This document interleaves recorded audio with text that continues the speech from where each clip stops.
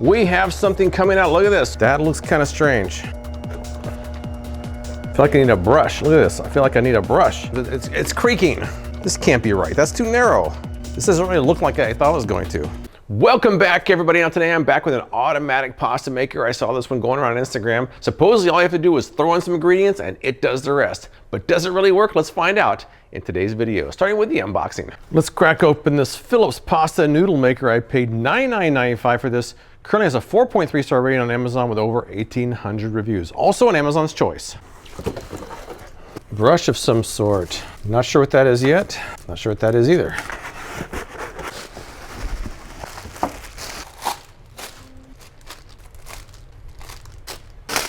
And here is the unit itself. I've got some instructions here. I've got, it looks like a recipe guide. Now the claims are that you can automatically knead and extrude 2 to 3 servings of fresh pasta in just 18 minutes. 3 classic shapes, spaghetti, penne, and fettuccini. Add ingredients right into the unit itself. Space-saving design, built-in storage for shaping discs. I'm assuming these are a couple of the shaping discs.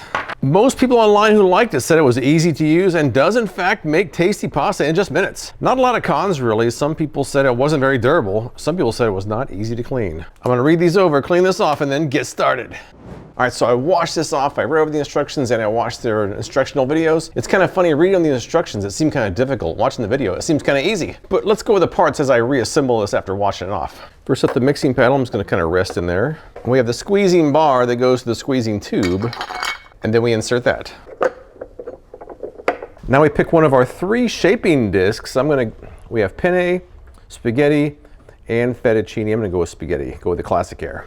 And then we just place it on here with the arrow up. You can see that there's an arrow right there. It's very hard to see, but that's the arrow.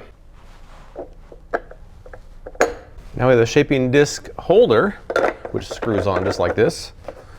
Now what we're supposed to do is use their provided measuring cup for 200 grams of flour. I've measured this out, it's 200 grams. The instructions say not to dump it on this, but their instructional video, she dumped it on that. But you're supposed to dump it back there, which is what I'm gonna do.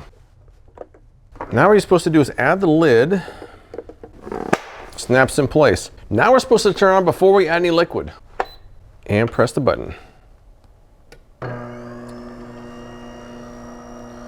Right now it's just kind of dry mixing, right now, which that's not what we want.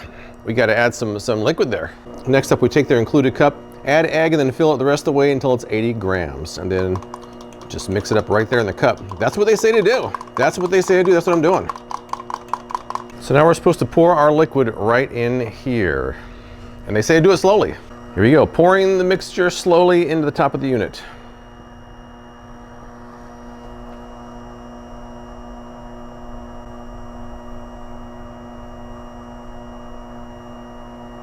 So at this point, I think I just wait now. All right, it's looking kind of crumbly, which I think it's supposed to look crumbly. So right now we got a crumbly look, which is what we want at this point, according to their video. And it just stopped, beeped, and then started going the other direction. Oh, we have something. We have something coming out. Look at this. Whoa, there it comes. And we're supposed to use this to cut off when we have our desired size. So I will do that. Wow, look at this. Interesting. It looked like it started and then it stopped. So I guess I'll wait and see what happens. It looks like it started and then stopped. Oh, it started up again. It started up again. It's coming out slowly, but it's coming out. Very interesting.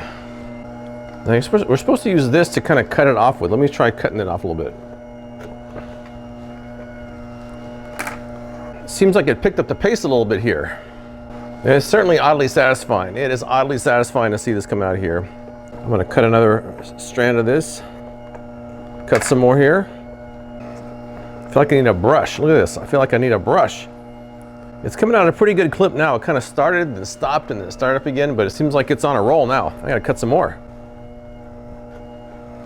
Another observation, this is not really that loud. I mean, I'm talking a normal volume over it, and it doesn't seem like it's blaringly loud like some of the appliances I've tried over the years, so that's pretty good. Now it seems like it's coming out even faster, which I think that's good. It is coming out of there at a nice clip. I'm not really sure what happens when it's done. I guess I'll find out in a minute. I'm trying to see what's happening inside there. So that's what it's looking like when it's creating it. So we have before and after. All right, it just stopped on its own. It just stopped on its own. Oh, and it just turned the other direction now. All right, so it knows. Oh, it's went the other direction again. It's not done yet. Oh, we got more coming out. We've got more coming out of here. There's not a lot left in there, but we got more coming out. Here, I thought we were done. We still have plenty more to go. Now, there really isn't much left now. All right, it just stopped, and I think this is it. I don't know. It just switched directions again. Oh, and it's still going. It's still, there's nothing left in there. It's still going. There's almost nothing left. All right, it beeped this time. I think it's done for sure. All right, it beeped a bunch of times. I think we are done. Let's take a closer look at what we got and then go prepare it and see how it tastes. All right, so left a little bit here, and this is how much I came up with it, which is quite a bit. That's a good amount. Let's go cook this up and see how it tastes. And also, I'm gonna clean this off by hand for this first round. See how it cleans up by hand, and then we'll throw it in the dishwasher after the second round. All right, this is ready to eat. Here we go, looking pretty good. What do you guys think? It looks pretty good. It looks perfect. But I didn't make it to look at it, I made it to eat it. Let's try that now. A little olive oil on there, a little seasoning. Here we go. Good, perfect. All right, so I'm pretty happy after round one. It was easy to set up, easy to use. It cooked up perfectly, it tastes perfect. Next up, I'll see how it cleans up, and then we'll go for round number two. All right, clean it off by hand, and it went okay. It wasn't perfect though. Most of it cleaned up pretty easily, but the shaping disc was not so great. And they have an included brush, which I used, but it still was hard to get everything out of there. This part right here was just kind of problematic. I'm just gonna throw it in the dishwasher when I run the rest of it through next time. Now, if it wasn't dishwasher safe, I'm not sure if I would use this as much because it is a little bit of an effort to clean it, but let's move on to the next round now. Let's do shaping disc number two. We're gonna have some penne next. First up, add our flour. Now there's a lot of different recipes they have. They have a bunch of different types of flour. I'm going with the basic recipe to see how this works. We're locked and loaded, let's turn it on.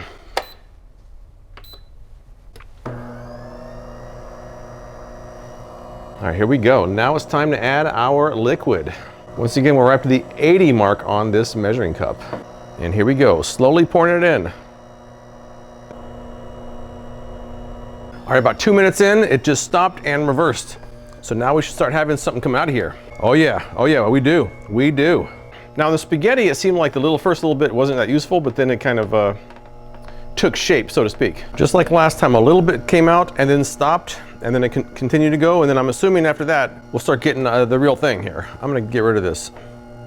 It started coming out again, but it looks kind of weird. It's looking kind of weird right now. Maybe it's gonna take shape here, but that looks kind of strange. Let me cut this off of here, see what happens. It's starting to look like something. It's starting to. But now we're starting to get something. Now we're getting somewhere. It seems like this one doesn't want to cooperate. It's just being the rebel in the bunch, but the rest of them seem like they're coming out pretty good.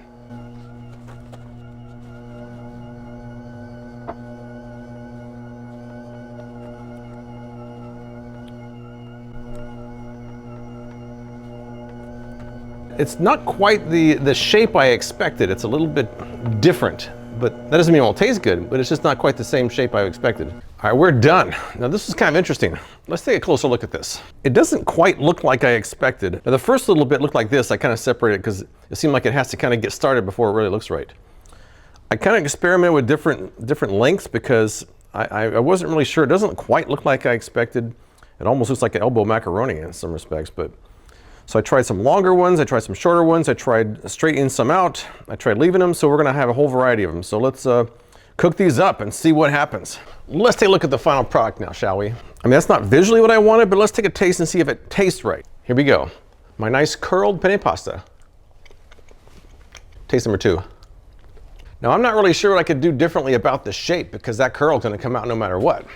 I can kind of try to straighten them as they come out, but that's limited as far as how effective it is. I can play around with some recipes to get the consistency right, but I think I'm kind of stuck with that shape. So if you don't mind the shape, it works pretty well. It tastes good too. It just doesn't look exactly like the pasta I was expecting. But now I'm gonna throw this in the dishwasher and see how it turns out in there and then go for recipe number 3. All right, we're about ready for round 3, but I did run the dishwasher. Everything except for one part came out pretty good. This shaping disc was a bit of a problem. Now it does come apart. It does come apart. This does come off of here, and I also use the shaping tool because it has these little prongs on the end here that I use to kind of Push some of it out of there. It was just a lot of work. Even coming apart, it was still kind of a pain. So I think this was gonna be right in the pie the rest of this review. But we have one more shaping dish to try, and that's the fettuccine. So let's do that now. We're gonna start off with our 200 grams of flour. Put it on the top. Put it on auto, hit the button. Now we add the egg mixture. So if it's anything like the first couple rounds, the little bit that comes out at first isn't gonna be usable. And then hopefully at that point we'll have some nice, beautiful fettuccine. We shall see. Oh, now we're getting some. Now we're getting somewhere.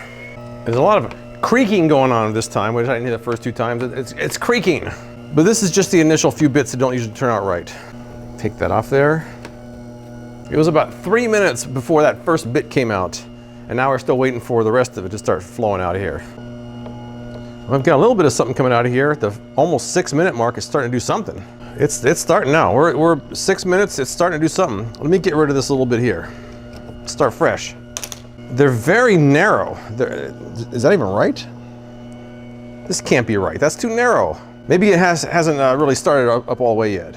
Sometimes it takes a few minutes for it to kind of get going. I'm hoping that's the case because these are extremely narrow. Someone on Amazon said the fettuccine was too narrow, so maybe they're right. I'm gonna kind of scrape this off of here because that doesn't look so great to me. Kind of slowed down again here. Does that look as with the fettuccine? Not to me. It seems like the pace kind of slowed down after a little while. I'm getting some dropping off here only a couple inches long, so I don't know. This doesn't really look like I thought it was going to. There's that time in the program where it switches direction and then stops and then starts over again. Right now, I'm not terribly impressed with this. That is not what I expected, and it's not very impressive. We still got a lot to go. We have a long way to go still. It's coming out very slowly, and this is actually quite warm. This is actually quite warm.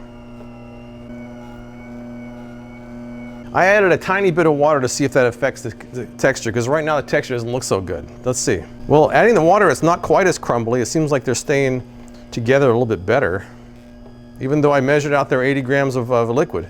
Well, the good news is that it's done, but I'm not really sure about this. Take a look. This is the first batch that came out. It just looks like a big mess, and it's very dry. Then it kind of seemed to right itself a little bit, and then when I add some water, these are what I came up with at the very end there. These aren't nearly as brittle, so it looks like the water in the recipe may have been the culprit. But I don't, even those don't look really like fettuccine much to me. All right, so I cooked up the best of that batch, which I don't know, it's still kind of weird to me. Let's taste it. It tastes okay, but I don't know. That doesn't seem like fettuccine to me. And it seems like their normal recipe that worked well with spaghetti was a bit dry and crumbly for this one, so I had to add more water. I want to get this right, so I'm going to try this one more time before I wrap this thing up. Up to this point, I've been using their wheat pasta recipe, which uses all-purpose flour. If you look at the troubleshooting, it says basically if you have problems, it's kind of your fault for not measuring it right. I've been measuring everything with the kitchen scale, so I don't know what's going wrong. So at this point, I'm thinking maybe the all-purpose flour isn't going so well. So I picked up some semolina flour. We're going to try their durum pasta with egg recipe. So I have higher hopes this one might work better. Now this is the recipe I've been using, the wheat pasta, 200 grams of all-purpose flour, 80 grams of the egg mixture. But I'm moving over to the durum pasta this time. I'm going to use 150 grams of semolina flour plus 50 grams of all-purpose flour and 75 grams of the egg mixture. I would say at this point my hopes are higher, but not too high. It seems like it started off with the spaghetti pretty strong and has gotten worse ever since then. So hopefully this new recipe will come in the clutch and redeem the pasta maker a little bit. Here we go. 150 grams of semolina flour, 50 grams measured out of all-purpose flour. Turn the machine on. I'll give it a second to kind of mix that up a little bit. Now adding our 75 grams of egg mixture. Now so far each one of these recipes has taken about 15 to 20 minutes, so I'm guessing this one will be about the same. All right, we got something coming out here now. We got something coming out. It already looks better than the first time. It already looks better. Much better. Look at this. The first time it was all crumbly and it didn't come out very well. I mean, it's still kind of narrow, but it certainly looks a lot better right out of the gate. So far every batch I've done, the initial pasta doesn't look so great. This looks pretty decent actually. I'm gonna cut this off here, this first batch here. It actually just kind of sped up. Very interesting. It's a bit inconsistent as well. Let's cut this off and show you. The first one, it's pretty uniform, and then we get these ridges up here. And the second one, we started off with the ridges and then they kind of went away. So there's a bit of an inconsistency there. I can tell you that texture-wise, it's far better than the batch I did yesterday. It could just be a better recipe for the fettuccine. One thing I'm noticing on this one is it's not as much waste as previous batches. I think the last one I did with fettuccine had a big ball-sized clump at the bottom. This one has almost no waste at all, so definitely a better recipe. It still doesn't look quite like what I expected for fettuccine, but it's a better recipe. It doesn't seem like anything else is coming out of here, so I'm just gonna cut that off, wait for it to finish. We're done, let's take a closer look. All right, and there they are. Certainly better than the previous batch, although it's definitely not as wide as I would expect for fettuccine. It's almost more like a tagliolini than a fettuccine, although I'm splitting hairs here. There seems to be a bit of an inconsistency, although better than yesterday. Yesterday was not only inconsistent, but it was brittle and falling apart. These seem like they're holding up okay, so I think this is a far better recipe for fettuccine. Let's throw them in the pot and see how they turn out. I should also point out that there was much less waste in there this time than in the previous batches, so I'm kind of happy about that as well. All right, and there's the final product. What do you guys think? This is probably the best batch so far. I would say this would be the best one. Spaghetti was number 2, and the other is kind of at the bottom, but once again, I would say the width isn't quite right, but overall, I think it looks pretty good. A bit inconsistent, not quite wide enough, but certainly edible. It seems to me like the semolina flour came through in the clutch, because this came out pretty well. All right, in the end, I'm kind of on the fence about this one. It seems like it's pretty good for some things. The spaghetti seemed like it was the easiest of the bunch. But as you saw, it seemed like the recipe wasn't good for all types of pasta that was being made. Once I switched up the recipe, it seemed like it got a little bit better. When I was looking through Amazon, it seemed like a lot of the photos posted there from people who liked it were mainly using it for spaghetti, and it does seem pretty good for that. Some of the others, I really wasn't that convinced it was so great. I'd probably either just buy it dry or make it myself by hand. It may not be as easy by hand, but you have more control over the final result. I think in a lot of cases, it's gonna take some trial and error to get this one right. But that's all I've got. If you've tried a pasta maker like this, tell me what you think in the comments below. Appreciate you watching, and I'll see you next time.